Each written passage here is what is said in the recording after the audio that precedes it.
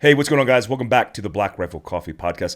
Have a special guest, Remi, in the house coming from San Diego, right? Yeah, man, San Diego.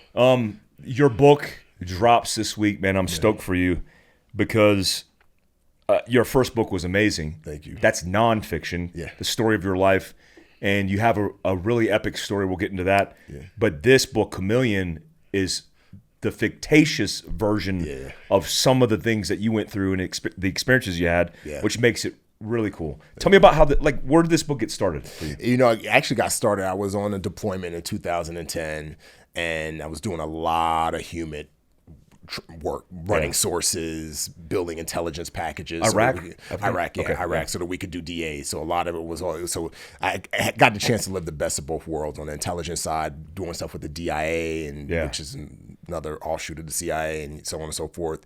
And while I was out there, I had to become a different character for each source I was running. I had to be a different person for one source, a different person for another source, and I had to be a different person when I was briefing, agency guys, and I had to be a different person when I was briefing my platoon chief. So this idea came down. I was like, dude, I'm having to become a chameleon.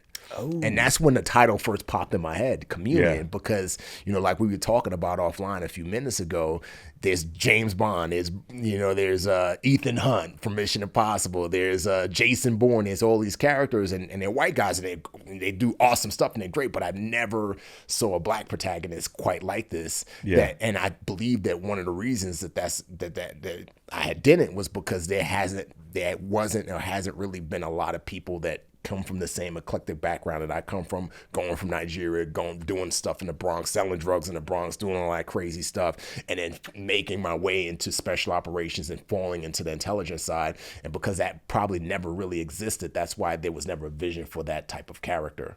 And so that's when I was like, you know what? Let me just start taking notes. I never thought I would be an author. Never thought I would be in the film and TV business. But for some reason, something told me, just take notes. So I remember writing down, Chameleon in my notepad while I was deployed in 2010. And then I wrote down it would be cool for there to be a scene in the club where he's in Nigeria. I wrote that down. I just started taking notes. And over the course of, 12 years, not even before that, over the course of 10 years, I took those notes. And then finally, after I wrote Transform, my first book, I was already working in the film and TV business, and I was getting these scripts and reading them, to consider working on as a consultant. And that's when I was like, I could do better than this. I think I can write a better screenplay based off given my experience. And that's when I was like, all right, I'm gonna take all those notes that I've compiled over the years and turn that into a screenplay. Yeah. So it actually that's how it all came together. It all started out initially as a screenplay that eventually got picked up by a major producer in Hollywood. I went through a year of rewrites with that producer, and then the book situation kind of came about. It's awesome, man. It's an epic story because it's based off your foundation. Let's talk about your foundation. Yeah. I mean, I love your first book because, I love your story. Thank you. Because where you come from, where you had a lot of hardship and challenges through adversity, that story is like the superhero story that especially that young black men need. Yes. Right? Yes. And, I my uncle's black. I grew up with a very interracial family, Puerto Rican, black, Korean, white. And when we were kids growing up, there wasn't black role models that were like Superman. Right? And we had talked about that offline, unless they made the character black, but originally he was white. Yes. And, outside of that, you have a unique experience because you went to special operations. Skin color aside, it's like you did one of the most difficult things that you could do in the military. Yeah.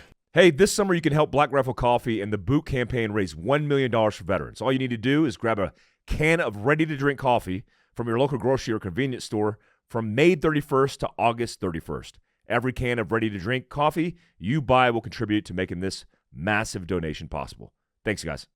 Let's talk about the foundation. Where'd you grow up? Yeah. How did you get into the military? What'd you do in the military? Yeah, I was actually born in Nigeria, and I was born into a super wealthy family. My dad was a royal chief, but he was also a businessman, traveled all around the world, established a lot of different businesses. Was it only gas? I mean, if people don't know this, Nigeria is one of the richest countries in the world, but in Africa, it's the most. Yeah, because of oil, cocoa, gas, natural gas, gold. I mean, you all name the it, resources right there. They have it. There's a lot of Nigerians that are of the belief that Nigeria is a cradle of civilization because there's so many resources there. But my dad, he was very successful, and so I was born into a rich family and didn't want for anything. But fast forward, the Nigerian government is historically very corrupt, and so they ended up stripping my father of all of his assets. And he died weeks later, and we went from very rich to very poor. And then my mom, she permanently relocated us to the Bronx. And, I was 5 at the time, but as I began to grow old and realizing that I didn't have a father, I didn't have a role model to guide me, to teach me how to be a man, that's when I started to look to the streets to teach me how to become a man. Mm-hmm. And, that led me to, hip hop culture, street culture, watching drug dealers and other people who do nefarious things and thinking that that's what I need to do in order to become a man. So, I started out stealing from my mom, and that progressed to stealing from stores, that progressed to selling drugs, that progressed to running high-level scams. And I was deeply immersed in the street culture, drug culture, hip hop culture, you name it, it was me. And I also started a record company at the time because I always loved hip hop and rap. So I really wanted to essentially become what had allowed me to become what I had become. So I invested into a record company illegally with the legal money that I made. And then fast forward, I ended up getting involved with a deal with a drug dealer that went bad. So some products that were supposed to last for a certain amount of time, those products only lasted for a fraction of that time. And he threatened my life. And I made him his money back, and that's when I decided I need to get out of this game, because if I don't, I'm going to either end up dead or in prison. And so, for a few months, I tried to make the music thing work. That didn't work, and then finally, in June of 2002, I felt this calling. I felt this presence. I felt something tell me that you need to get out of here. You need to join the military. And I know it wasn't my voice. I know it wasn't my thought, because I hated the government. I hated the police, and I associated anybody in a uniform as the police. I didn't like authority. I believed everything that I was taught as a kid, especially through hip hop and hip hop culture about, screw authority, you know what I mean? And so, but after battling with that idea, I finally looked around the room that I was in, that I had been in, last, 15 years of my life. And I was just like, what else has your life amounted to? Following that path that you thought was the path that's going to lead to success and make you a man has led you to the point where you have absolutely nothing. That facade was exactly what it was, a facade. And so that's when I said, okay, let's see what happens. And I went to the Marine recruiters first. I was going to join the Marine Corps, and then there was nobody in the office, and went a few doors down to the Navy recruiter's office, and there was a awesome Navy recruiter there by the name of Tiana Nadine Reyes, and she asked me what I want to do. I said, I want to be a SEAL, and she laughed at me because I was super skinny, and then she had me take a ASVAB practice test. I took it. I didn't qualify high enough to become a SEAL, but I qualified to go to BUDS, but I qualified high enough to get into the Navy. And then she ran my background, found out I had 2 warrants out for my arrest. And I got up, got ready to run out of the office, and she stopped me and essentially told me, come back tomorrow. And I was like, for what? She said, just come back tomorrow and something nice. And I came back the next day. She was in her dress uniform, and she took me to both judges. Took me to the judge in New Jersey, judge in New York, advocate on my behalf. And both judges, because this was about 8-9 months after 9/11, both judges unanimously expunged my record. Essentially said, hey, if this guy's with warrants, yeah, expunged my record. They was like, hey, listen, if this guy's serious about joining the military after an act of war, we'll clear his record. Wow. And a lot of it was because of her. She really advocated for me. She was just like, listen, he's made mistakes, but he has potential. There's nothing left for him. You could put him in the prison system, but here's an opportunity for him to essentially change the narrative. And that advocating helped. And then she went a step further and fudged the paperwork to sneak me into the Navy. And that was how I got into the Navy. Wow. Yeah. So you had a different set of incentives. It was like you're going to jail or you're going to the Navy. Yeah, it was like I know that if I stayed in New York City, I would have eventually gone back to what I was doing. You know, we all got spanked as a kid. Well, most of us did got spanked as kids, and we get spanked, and then we'd be good for a while, right? And then you get back to forget, and then it's like, oh, you do this, and then you got to get corrected again. Yeah. And I know that I would have went back to that situation with the drug dealer was a spanking, and it hurt. But then I knew that after a while I would go back, and so I knew that if I didn't stop, I would end up in dead or in prison. 100%. I mean, one of the guys I used to sell drugs with is in prison to this day. Wow. Post all the experiences. Post everything. I mean, he's been in prison for like the last 10 years. Wow. You know? How do you go from running the streets in the Bronx to becoming a Navy SEAL? Like, what's the bridge there? Are you like in the Navy and you're like, oh, I'm going to try out, and then you just make it? Well, I watched a film before I joined the Navy called The Rock, and that's what really kind of planted the seed as far as becoming a SEAL. And then when I got to boot camp, a SEAL came to our division, and he essentially showed us a video of guys doing Navy SEAL stuff, scuba diving, jumping from planes, beers, driving dune buggies, suppressors on guns. And I was like, I really, really want to do that. And so the path for me until I couldn't take the screening test at that time because I couldn't swim and I didn't have the academic score. So I had to wait till I got to my first command. I got to my first command, which was Naval Hospital Camp Pendleton. And I trained. I mean, I would work the 4-hour clinic. I was stationed at hospitals. I would work the 4-hour clinic in the morning, have 4 hours in the afternoon off to train, and then I would come back and work the night clinic. And I just trained. I would run to the pool, 3 miles to the pool, jump in the shallow end, try to figure it out, run 3 miles back. You know, I got an ASVAB from Dummies book, studied that book relentlessly. I went to the gym, didn't have anybody teach me how to work out, just jumped on pull-up bars and just made up workouts, you know. And so you taught yourself how to swim?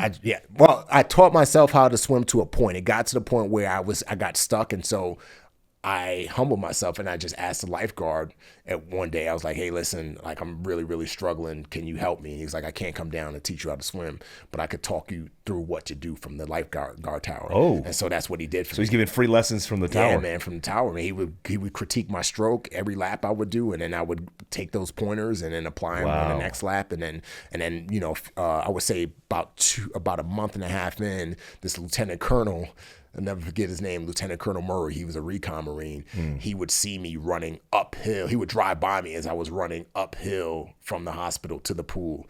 And one day he saw me in a locker room and he said, dude, what are you training for? I see you running up and down this hill to the pool like every day. What's going on? I was like, he's like, you want to be a recon Marine? I was like, no, sir, I'm trying to be a SEAL. And he was like, let me help you out. So then he kind of helped me. And that was the thing. That's the thing. I've always had people who come in my life who was just like, Tiana, let me help you out. You know, I know you got these records. Let me get you. Lieutenant Colonel Murray, let me help you out. My LPO. So he was a lieutenant colonel at the time. He was a lieutenant colonel at the time. And you were what, E3? I was an E2. E2? Yeah, I was an E2. And he starts helping you, mentoring you to get. Dude, how squared away is that? That's so awesome.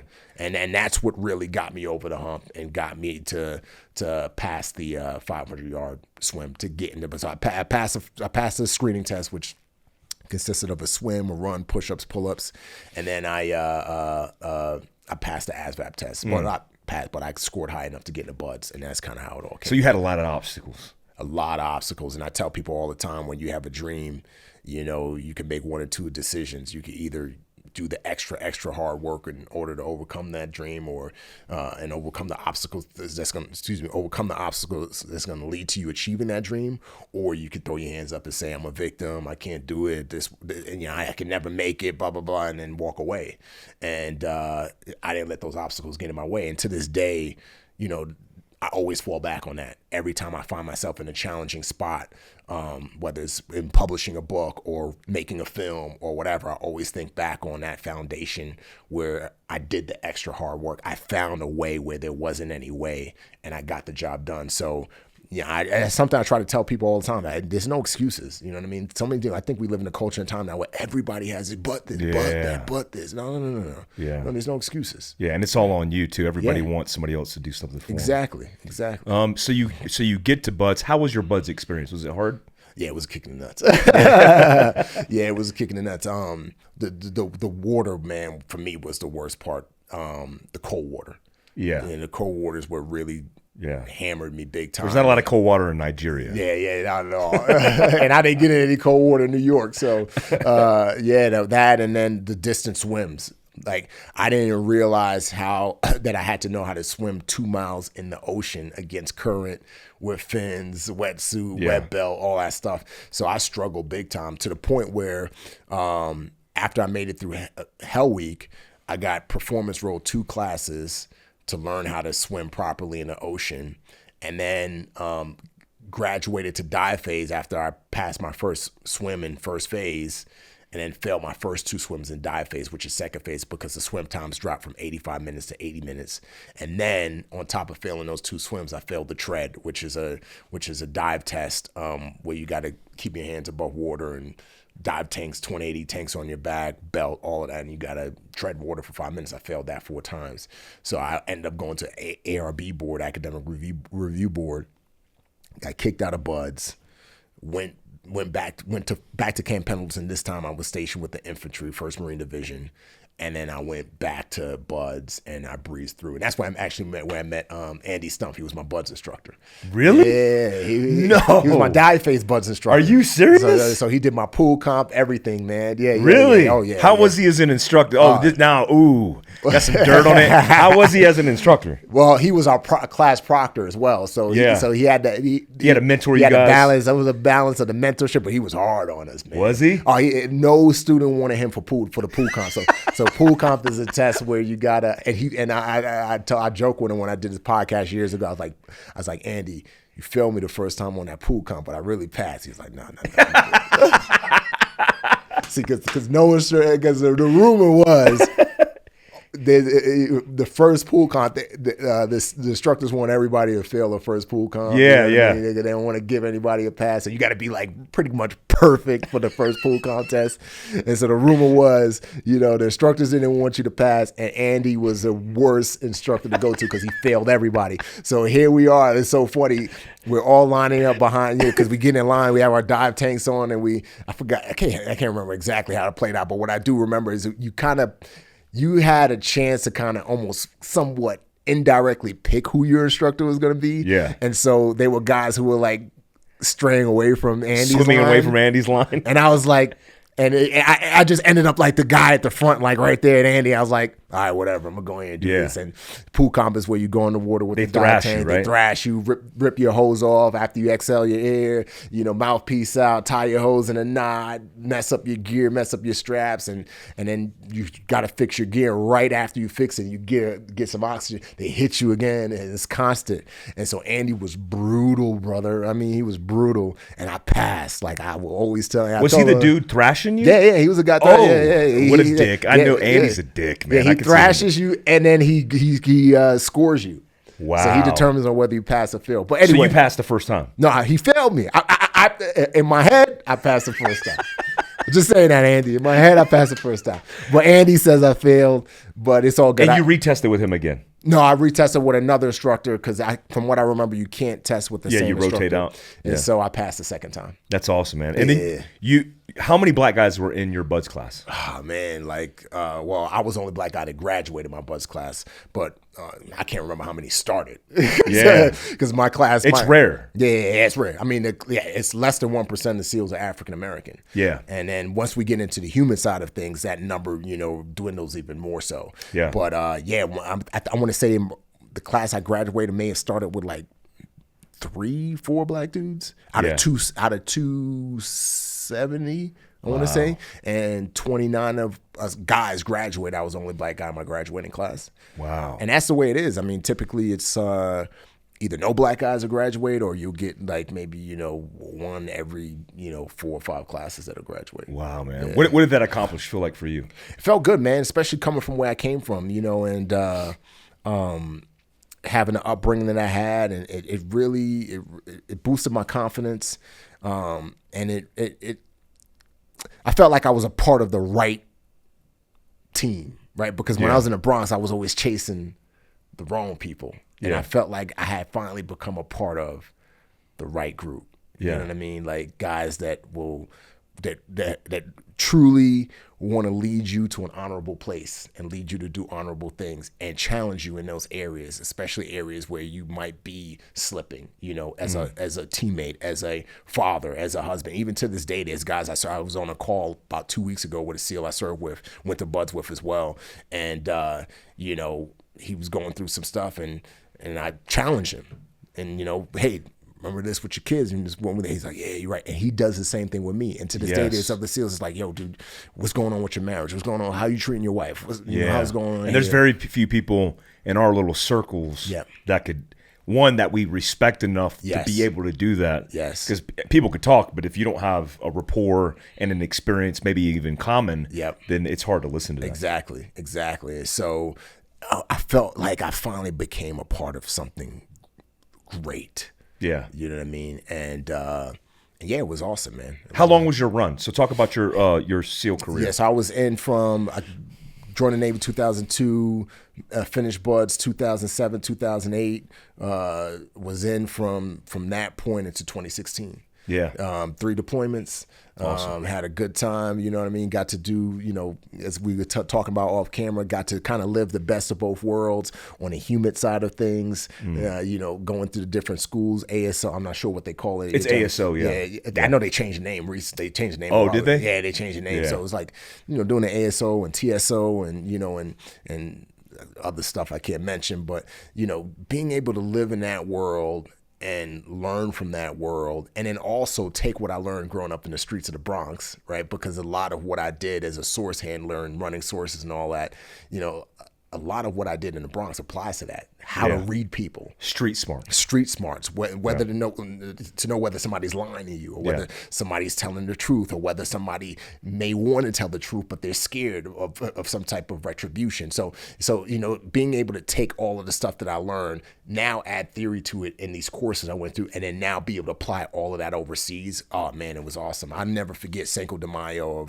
I can't remember what year it was, but we were in Baghdad at the agency headquarters, the base of operations, sitting poolside, sipping Coronas with these two CIA agents and me and 2 other ASO guys, and just looking at the pool. It was Saddam's old palace that they had converted, and just like, damn man, like, how the hell did I end up here? They know how to live right.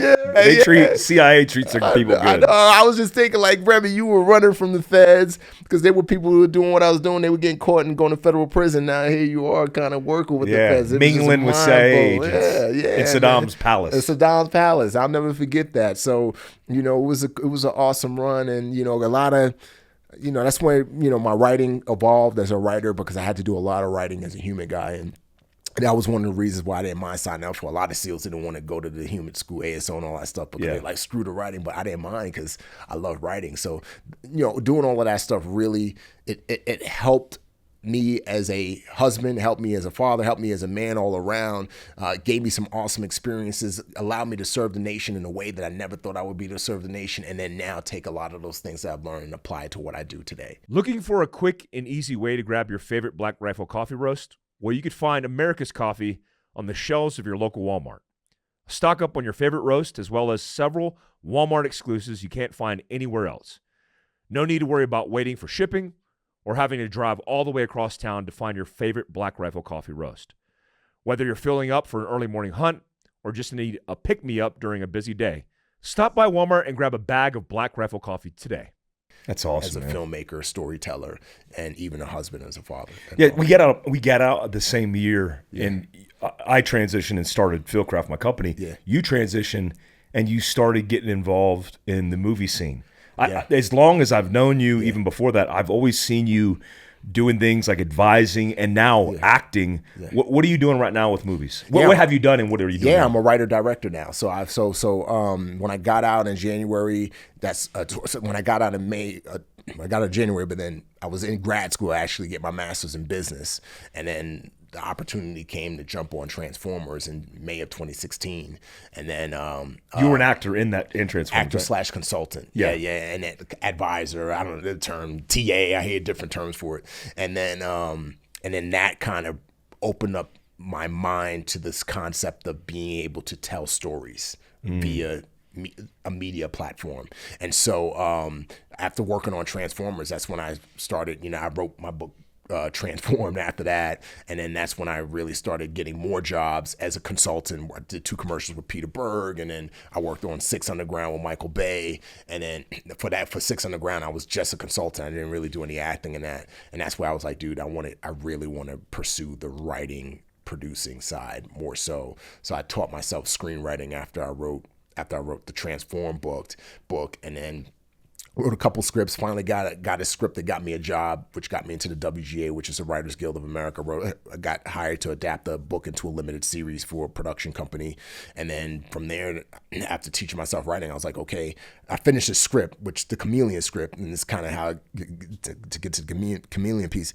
I finished the Chameleon script with this producer doing rewrites, and he was trying to attach a director to direct the film, and he was going to these different directors, and they was like, we love the script, but booked up for the next 2 years. Love the script, booked up for the next 4 years. Love the script, and the option was getting ready to expire. And in my mind, I was just like, dang, like, why don't I just teach myself how to direct? Why do I have to wait? Why do I have to do all this work, write this screenplay, and then now have to chase a director to direct the film? And it's almost like being an operator overseas. Who's the guy that gets to go on every job? It's a guy who's not just a corpsman, but it's a corpsman, JTAC, sniper, breeder. The more calls you have, the more options you're going. And it's the same way in Hollywood. The more you know how to do, the more you, I'm not saying you like get a lot more work, but it's going to create more opportunities for you.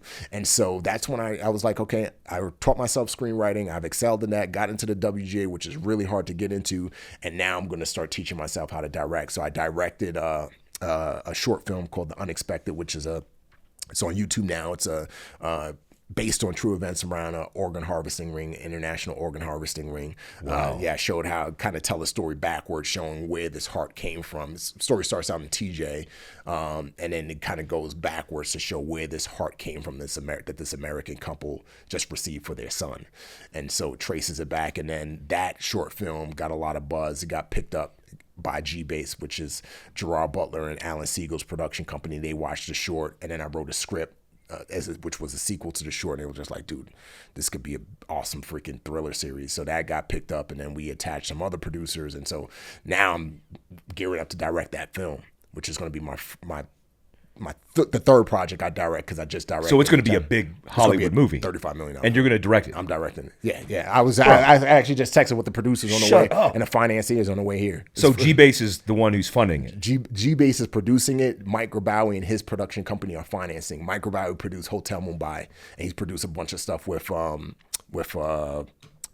Thunder Road, which was Basil Iwanik's company. What? So yeah, it's already financed. What's the pressure like? I mean, you were basically a joint task force commander, managing everything on set. Yeah. What's that pressure for you feel like? It's no pressure. I tell you, dude, filmmaking is leadership. All directing is being a leader. And you thrive in that. I feel like I do. You know what I mean? All it is being able to articulate your ideas to a team. A director, you can't do every job. Yeah.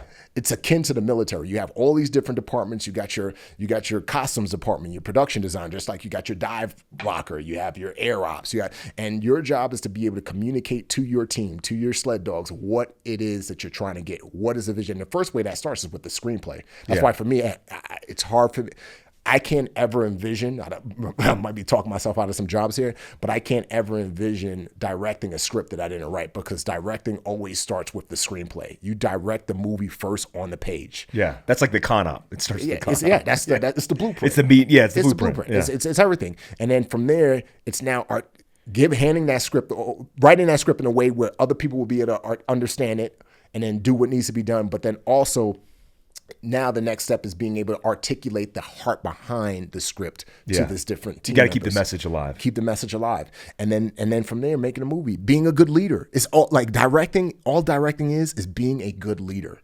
Man. You know, I've had a chance to work with Michael Bay, Peter Berg, Antoine Fuqua, Jacob, a bunch of different directors. And the reoccurring theme is that All it is good leadership. You don't have to know everything about which camera lens to put on. And Quentin Tarantino says this before, so I'm stealing what he said. You don't have to know what type of lens and all about lenses. You don't have to know about every type of camera. You don't have to be an expert in lighting.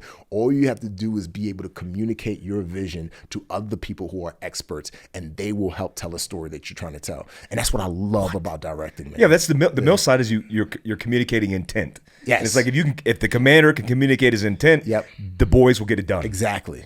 Oh man, I'm excited for you, man. Thank you. When is that launch? When do you do we were that? supposed to go into production mid-July. But the writer's strike, man, shut everything down. Oh man. Even though the script is written and done, because I'm a WGA writer. Yeah. What's WGA stand for? WGA stands for the Writers Guild of America. Oh, okay. So it's almost like in order to get it, it's not like you got to go through buds almost. Like to get the qualification, you got to have written a script or a number of scripts, which got you a number of points, which allows you to get into the union. But you're a member in that union. Yeah, I'm a member. And then once you're in the union, you're in the union. Yeah, and once you show up and you got that membership, that's some validation. And studios can only work with WGA writers. So every Hollywood studio, every Hollywood streamer, they can only work with WGA writers. So, it's one of those things, you're in the business. Once you become a WGA writer, you're kind of in the business, so to speak. And so, man. How does that unfold? How does I'm interested in it because we talk about prep life and me and John geek out over ChatGPT and if they were trying to protest or if they were trying to say, hey, we are not going to do the writing, well, you're leaving a big gap and void for ChatGPT. Yeah, man. What's your opinion on this? How's it going to work out? Well, right now, we've been on strike since going on 2 months now, and one of the reasons why we went on strike was because of the AI. Studios want to be able, specifically more so streamers want to be able to use AI technology to generate a script and then have an executive or an assistant come in and fill in the blanks and kind of polish the script. The issue with that is you take away jobs from WGA writers. Yeah, significantly, right? Significantly. And the thing is, a robot AI doesn't have a soul. It doesn't have a spirit. It doesn't really know emotion. All it knows is standard. And so and that's why another writer is going to have to come in. So essentially what the WGA said is, okay, if you want to use AI, that's fine, but you have to then bring in a WGA writer who's going to then be credited solely as the writer on the screenplay and get paid the WGA fee. That makes sense. And the studio specifically, one of the big streamers said, we don't even want to have a conversation about that. Which means they just want to prompt it and get it done themselves. Because they want to be able to save money, save millions of dollars. Not because, it's not just about the pay that you get when you write a script. Like, for example, my book, Transformer, got picked up to be a movie by a major studio. That's going to get announced after the writer's strike, but they hired me to write the screenplay. And the thing is, you can't just... There's a process to it, and it's not just about me getting paid to write the screenplay. They pay me a lot of money to write the screenplay, but they also gonna have to pay me residuals. They also got to pay me points. They also got to pay me back end. It's a long-term play. If you use AI, that's millions of dollars that save the studio over the time that the studios are having to save. Yeah, you know what I mean. That's crazy, man. So I think it's a. I'm against it, especially being a WGA writer. And AI is never going to be able to, even if you get somebody to polish the script, then it takes a writer to be able to do the job. Yeah, you got it. It might be a start point, but it's nowhere near the finish point. It's nowhere near the finish line. So walk me through. Well, one, you just said your book Transformed. Yep. You're going to announce it because we're formally announcing it now. Yeah. It's going to be a movie. Yeah. I can announce it now, but I can't announce who is the studio behind it yet. So it's already committed to. Yeah, it's done. Yeah, you're blowing it up. Yeah. So they bought my life rights. Yeah, they bought my book rights, and then they hired. They already paid you out. I can't talk about that just How yet. do you buy a life? Like they just bought it all though. The rights. Can't talk. They bought the life rights. They bought the book rights, and then they hired me to write the screenplay, and so that's awesome. Yeah. So once all of this stuff lifts, I already finished the first draft of the script. Oh my God! The first draft of the script, and I kept it in line with the book. So this is guaranteed. This is guaranteed. This ain't theory. This is happening. The only thing is who's directing it, which. Why don't you direct? Well, that's what me and my team are working on. You know, because who's going to play you? There's an actor that the studio wants. I can't Denzel. mention his name. No, he's too old, man. Oh, he's the old, that's right. Denzel in the 90s. Yeah, he's too old. Maybe a 90s Denzel, but there's a few options we have. That's crazy. Yeah. Congrats, man. Thank you. Yeah, I'm so stoked for you, man. I'm so happy for you, man. And it's gonna be, it's gonna be, it's gonna be like the book. It's gonna be the book, real, raw, but with the goal to inspire and show other people, hey man, you could do anything, man. Dude. Like you could do anything, man. This is crazy. Oh, I hope we get beyond the strike. I hope this thing gets worked out. Yeah. Walk me through this and how this adaptation, because here's the unique thing. I see Jack Carr's name on the front of this, and he gives the quote. He says, delivering authentic action from someone who has lived it. Chameleon is on target and scores a direct hit. And I when I see Jack Carr crushing it, and I see Terminal List and all the things Chris Pratt's doing to hit a home run. And then I look at how this transforms how this transforms in the adaptations of film, which I think is really important. As many mediums as possible. Graphic novels, cartoon, all the things, action, superhero, like all the things. When I see this, how do you do it properly? Is this something is this like a movie, part 1, part 2, part 3? Is this like a Amazon Prime show? How do you adapt something that's going to be like Jack Carr's stuff is complex, but when you talk about interagency and the complexity of human, that's complex. How do you do that? Man, it starts with taking a lot of notes. It starts with taking a lot of notes and having a good plan. As I mentioned earlier, I wrote the screenplay first, and I had a good start because I had like 10 years of notes. And then after I wrote the screenplay served as a great foundation for the book. Now, I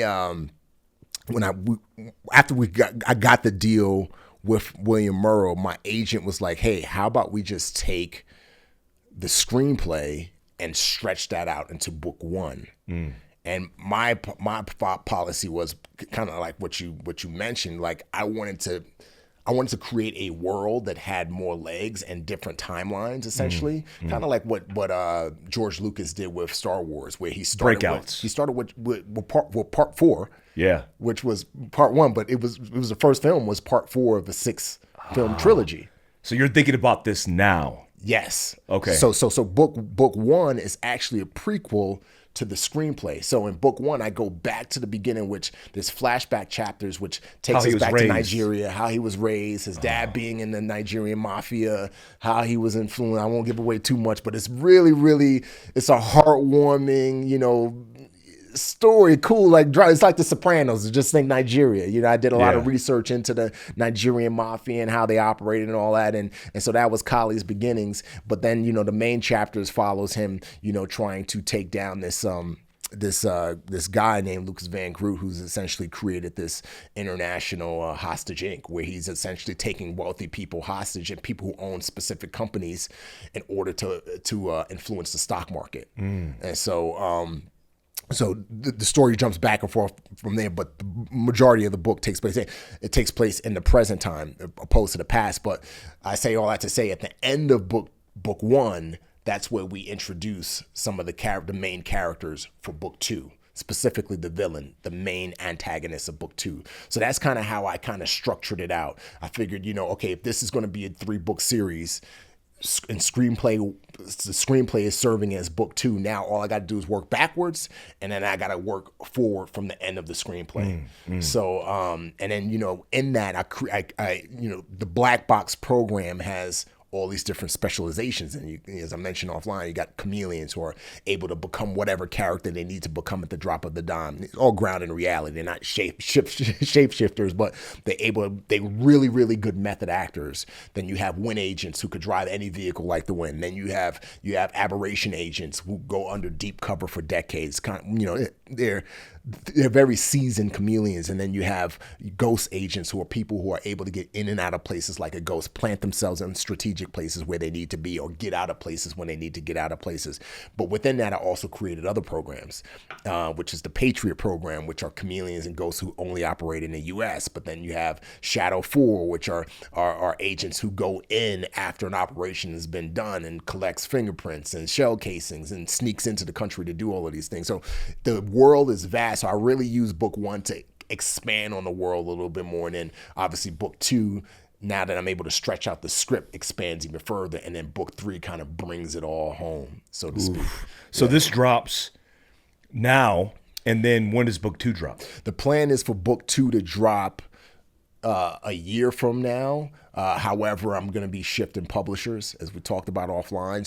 So the goal is to get with a new publisher and then get book 2 dropping, hopefully, if not on the same anniversary date, but, within a month or so, 2 months of book 2. Man, that's so awesome, man. I'm excited about this, man. Thank you. It's cool because it's needed, man. It's just, my favorite part of Jack Carr's stuff in the terminal list is all this type of deep underground stuff. And when you talk about the different programs, I immediately go, oh crap, like, is that classified? And it's like, it's not, but it's like, there's truths to a lot of this. It's an overlining truth, which is what makes it really cool, is because you have the operational experience to make a lot of these things that people don't know about reality, and they listen to this and they go, oh my god, that's cool. Like, this is cool, man. And I really watered down a lot of stuff and created programs just to make sure I'm not walking anywhere near the line of classification, of course, getting into that world, just to obviously protect those who are still out there doing the job. And so I think if anything, like I tried to, just like I did with Transform, I also tried to really create a message in there my hope is that we'll instigate some form of unity in our country. Because there's just so much division. So the underlying theme in the book is political division, and how political division is created at the top and it comes down.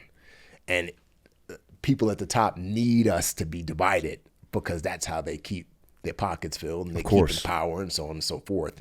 And so it comes to a crescendo at the end of the book where one of the main characters essentially goes off on the president and really breaks down how his decisions, because they're relegated to a specific side, is causing all of these problems. And all of these problems that have been created over the course of this book could possibly been alleviated if you just thought about everybody, not United States of Democrats, not United States of Republicans, but United States of America. And so there's that message in there where I hope that it could instigate some form of unity in our country, because the division is deep, and it's dangerous. It's scary, man. It's scary and it's dangerous. And our enemies are laughing and they're having a good time. They're not having to do much of it. They don't have to do anything, right? They just let us burn it down to the ground. And if it doesn't stop, if we don't stop, it ain't gonna happen in America, 20, 30 years from now. And so, that's part of the message in the book as well. Remi for president, man. I want to go that far. All right, well, I appreciate this book. I got a gift for you. Because I know you brought me a gift. I got you a little something right here. Thank you, brother. Appreciate it, man. It's a 20-liter with my book in there. I got it signed, got you a hat and stuff. And thank you, man. I just want to say thank you, man, for everything that you're doing. And thank you, man. I'm definitely going to dig into this, brother. Jack Carr's on there too, man. Yeah, he wrote the foreword, man. That's awesome. It's all downhill from there. He's a great dude. I'm definitely gonna be rocking the hat. His foreword was great, man. Ray Porter did the voice on the Audible. Oh yeah, he's a legend. And there's like at least 50 words you can't pronounce, but Ray Porter pronounces them perfect. Does he? You can't. I can't even read what those words are. And then, man, it sets the stage. That's awesome, man. That's awesome. Well, I want to say, one, man, I appreciate you, man. Your dad would be proud, man. I'm proud of you, man. Thank you. I appreciate it. There's a lot of politics, division, even in our own community. But I've always seen you be positive. And we all get hate from this very small percentage of haters. But I've seen you shrug that off and just be super positive, and look at you now, man. Thank you, brother. Appreciate it. I'll give you the last word, man. Hey, well, I appreciate you, man. And thank you so much for having me on. And I didn't realize all the stuff that you were going through over the last 2-3 years until I saw you. Were you on Joe Rogan's podcast? Yeah, Rogan's. I was like, holy, because I was your Instagram. I didn't know your Instagram disappeared and all this other stuff, man. So it's a blessing to be here on this platform with you. You haven't been fully restored, and thank you, man, and thank you for fighting, man, and continuing to fight and not stay where you were and allow those freaking morons to try and keep you down, man. So Yeah, man, I appreciate you, brother. I appreciate you, man. Where can people find all your stuff at? Yeah. Where can people pick up the book? Where can people find all your stuff? People can pick up the book wherever books are sold, Amazon, Barnes & Nobles. You know, if they want a signed copy, they can get a signed copy at Talk Shop Live, I believe. And yeah, man, and people can find me on my social medias, Remi Adeleke on Instagram, Twitter, Facebook, LinkedIn. I mean, YouTube. It's all over. Yeah. I appreciate you, Remi. All right, brother. Hey, I appreciate you. Thanks for having me on. Hey, go pick up Remi's book, Chameleon. It's out right now, a black box thriller. Make sure you guys pick this up and check out the links down below. We also linked everything that Remi's doing, all his Instagram, his accounts. Make sure you check him out. I appreciate you guys. Till next time. Peace out. Joining the Black Rifle Coffee Club is setting your coffee delivery to autopilot. As a club member, you get your favorite premium BRCC roast delivered fresh to your doorstep. All you have to do is pick your coffee, select the amount you want, then set the delivery schedule, and you're done. Easy as that. Not only will you get to knock coffee off your grocery list for good, but you also save cash over time since members get free shipping on deliveries. Club members also get exclusive discounts with partner brands like Fieldcraft Survival, Cryptech, Sig Sauer, and more. Join the Black Rifle Coffee Club today. Start saving and enjoy the peace of mind that your coffee has been taken care of.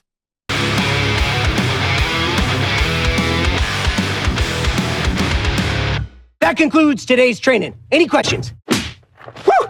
Drum titties, boy!